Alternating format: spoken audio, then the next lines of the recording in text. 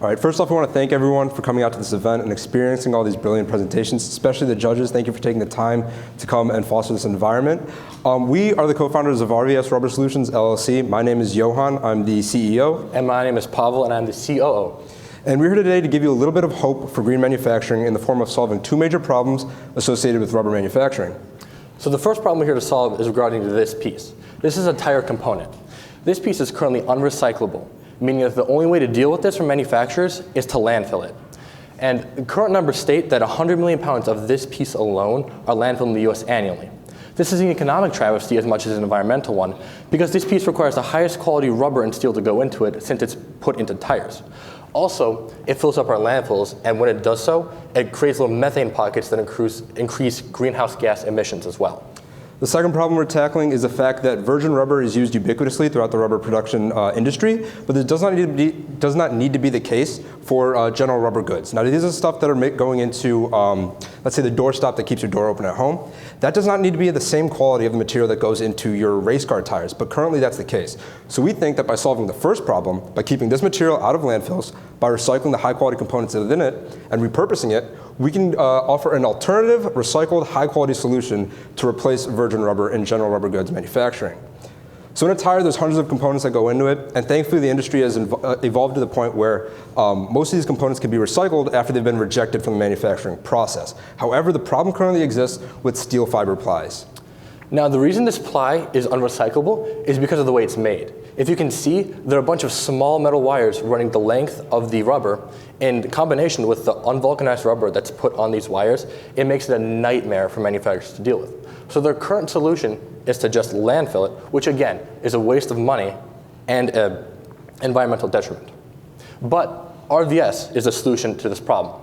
RVS stands for Resonance Vibrational Separation, and the way that this technology works is we found a way to take these little metal wires and vibrate them, essentially breaking this piece from the inside out. This means that our technology is quicker, it's more efficient, there's not a lot of energy input that goes into this, and we don't use any toxic chemicals or have any release. But the best part is we don't degrade any of the rubber when we do this process, meaning that the same high quality rubber that was made with this piece is the same high quality rubber that we get out after running our process. So, this is also a good place to note that we're a negative waste company because we take this piece that would be going to landfills, we remove it, we repurpose it, and we resell it into the consumer market at a fraction of the current cost. To be noted, as my partner made apparent, is the fact that we're tackling the advanced manufacturing side of the EERE's stated goals.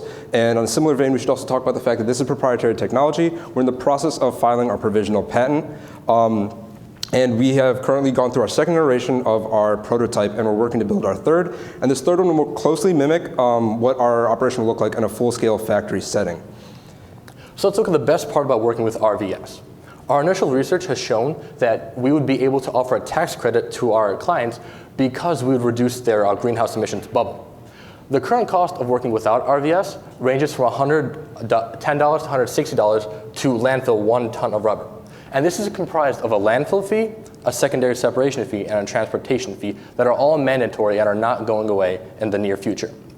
So, with these same companies would work with RVS, since we offer them a tax credit, they would be roughly making $10 per ton of rubber that they give to us, making it $150, $160 swing in our direction. These rubber manufacturers don't have a good reason to not work with us when we're offering them this technology.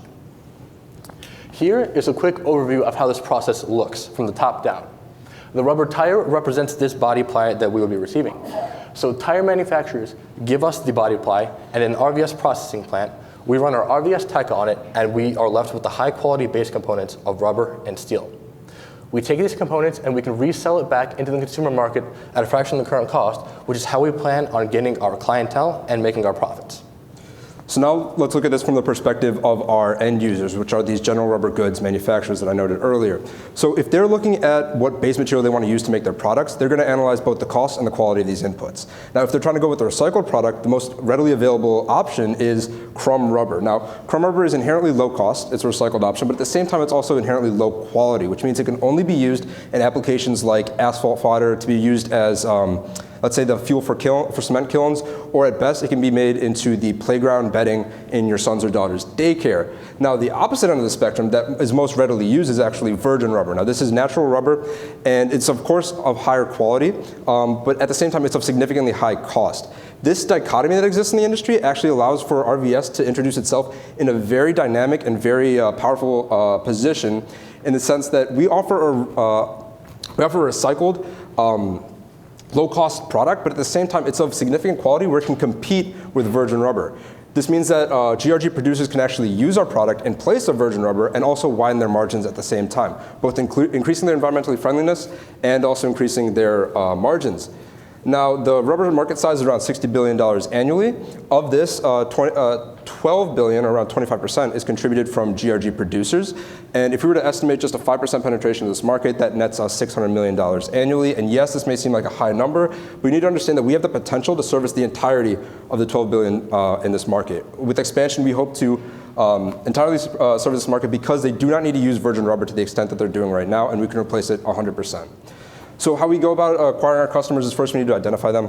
We're looking largely at larger GRG manufacturers who can afford to take the risk of introducing our product in, let's say, one product line to start, or smaller, more opportunistic GRG producers who are looking to get a leg up against their competition as they step their foot into the industry. Now, the biggest barrier we have to actually overcome in converting these into customers is the fact that there's an adverse connotation with recycled product. People think, especially in the industry, that recycled means lower quality. We need to prove to them that our product can be used in place of virgin rubber and is of significant quality where it will not negatively impact their current product lines. The next is we need to show how easily it can be used in their current product lines and that they don't need to change to any dramatic effect their current way of manufacturing. Lastly, with the success that they have in this one product line, we hope that they grow into more within the company itself. And as their margins continue to increase and as they continue to become more successful, their competitors in the industry will look to RVS as a means for them to achieve similar levels of success. Now, our team consists of me, the CEO, Pavel, our COO, Tim, our engineering lead, and our two mentors, David and Mary. So thank you for your time. Thank you for the considerations you've given both to us and the other companies. If there's one key I want you to take away from this, it's the fact that the problem is of significant magnitude. There are 100 million pounds of this going into landfill every year, but this does not need to be the case. There's a ready solution that exists right now, and it's in the form of RVS. Thank you. We'll open up to questions now.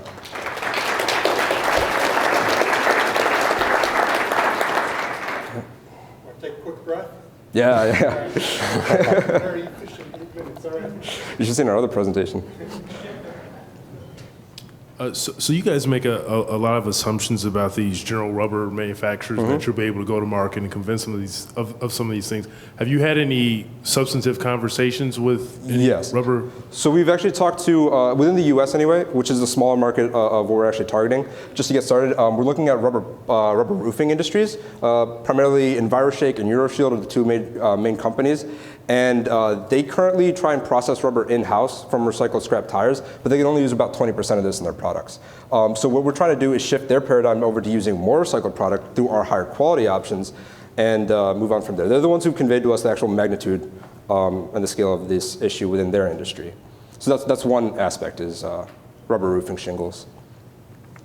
Just a quick follow-up. Are there any applications where you absolutely could not use recycled material? Yeah, so this can't go back into a regular road tire because it's been defected from the process due to quality defects, so there's standards that it can't overcome. Conversely, our actual biggest market that we're trying to service is solid tires. Those are industrial tires that are used for like heavy machinery, things like that. They already use recycled rubber to a low threshold to actually as like a filler instead of virgin rubber. But we want to make apparent to them that they can actually use this product because it's not degraded in quality and it's already been used in a road tire. It's very easy to integrate that into solid tires.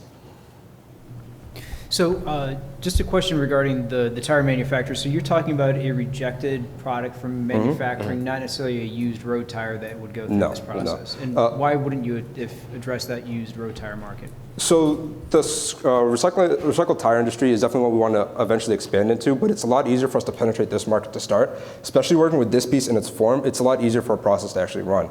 For one, this piece cannot be recycled currently, so that's our easiest play. But obviously the scrap tire market's considerably bigger, so we're eventually going to expand to that.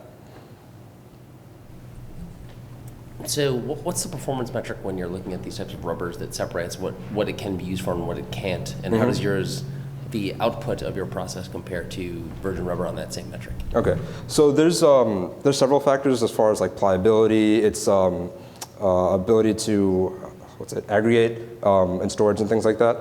And generally, we compete to the largest scale as far as like what I was talking about with pliability and with usability in the current processes pretty well with virgin rubber. Now there are aspects that we can't do. So when you're making virgin rubber, you can of course add additives to it to scale to however you want, like the specific properties that you need. And since ours has already been cured, we can't technically do that to a large extent.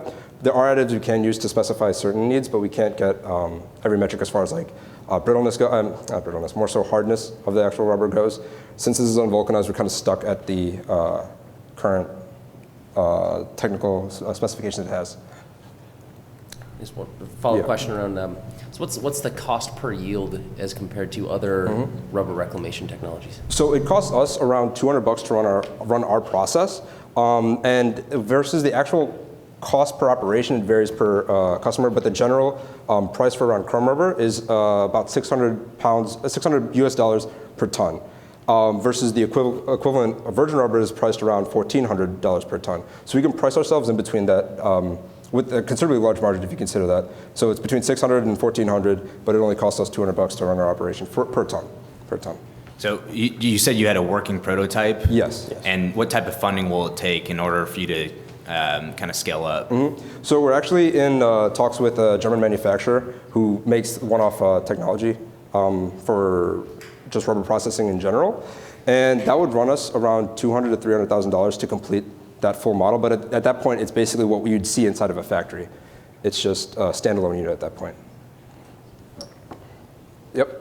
Are you aware of of any competitors that are also trying to figure out what to do with that non-recyclable piece? And then second question, what do you see as your biggest risks and threats as you think about scaling up your business? So there are competitors in this scene, but they deal with this technology in a very different way, and they more so focus on whole tires.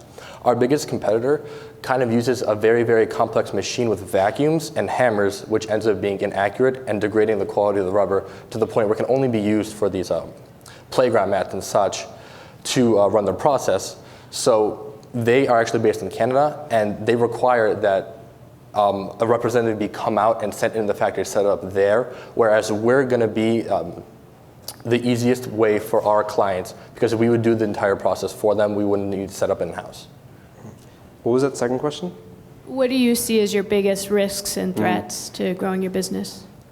Definitely our biggest risk is more so just plagiarism of the technique itself, which is why we're the Asian sector is the largest sector for rubber production and tire manufacturing, so we'd want to expand there. But it would have to be after we've solidified our tech to the point where we're basically the industry standard for recycling this component.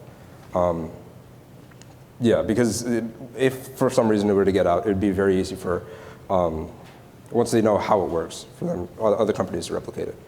Thanks, guys. Thank you. Thank you.